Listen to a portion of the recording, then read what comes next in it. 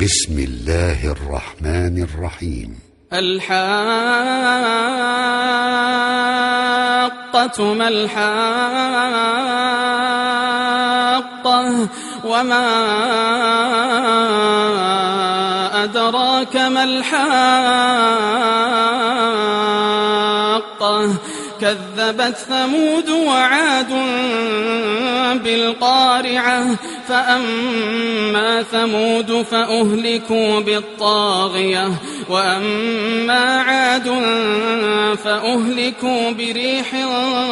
صرصر عاتية سخرها عليهم 7 ليال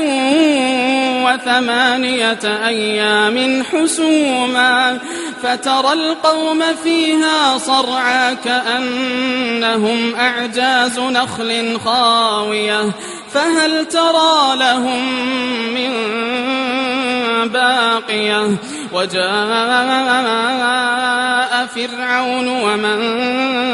قبله والمؤتفكات بالخاطئة فعصوا رسول ربهم فأخذهم أخذة رابية إنا لما طغى الماء حملناكم في الجارية لنجعلها لكم تذكرة وتعيها أذن واعية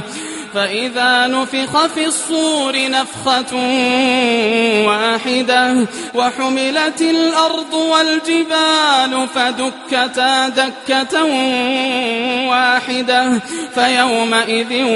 وقعت الواقعة وانشقت السماء فهي يومئذ واهية والملك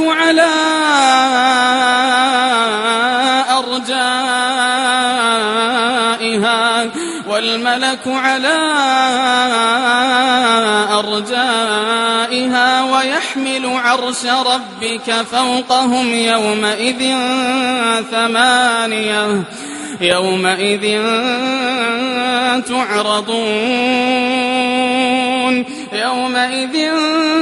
تعرضون لا تخفى منكم خافية فأما من أوتي كتابه بيمينه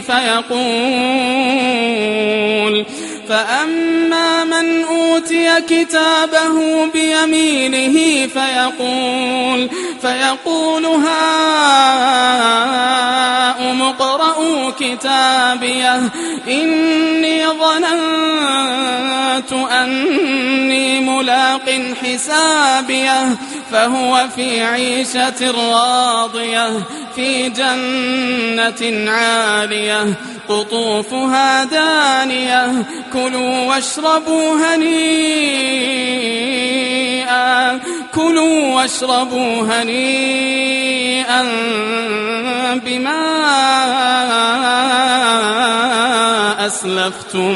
بما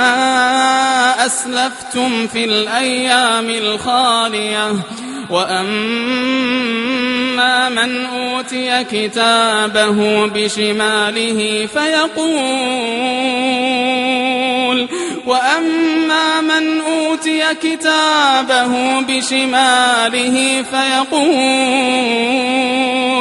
فيقول يا ليتني لم أوت كتابيه ولم أدر ما حسابيه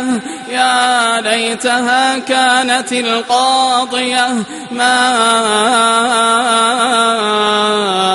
أغنى عني ماليه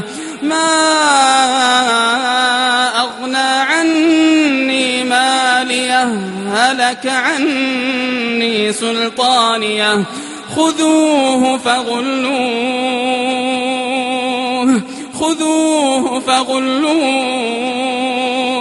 ثم الجحيم صلوه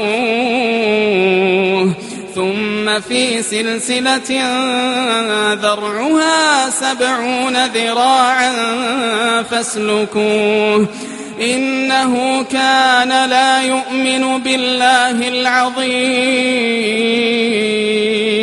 إنه كان لا يؤمن بالله العظيم ولا يحض على طعام المسكين فليس له اليوم هاهنا حميم ولا طعام إلا من غسلين لا يأكله إلا الخاطئون فلا أقسم بما تبصرون وما لا تبصرون إنه لقول رسول كريم وما هو بقول شاعر قليلا ما تؤمنون ولا بقول كاهن قليلا ما تذكرون تنزيل من رب العالمين ولو تقول علينا بعض الأقاويل لأخذنا منه باليمين ثم لقطعنا منه الوتين فما منكم من أحد عنه حاجزين وإنه لتذكرة للمتقين وإنا لنعلم أن منكم مكذبين وإنه لحسرة على الكافرين وإنه لحق اليقين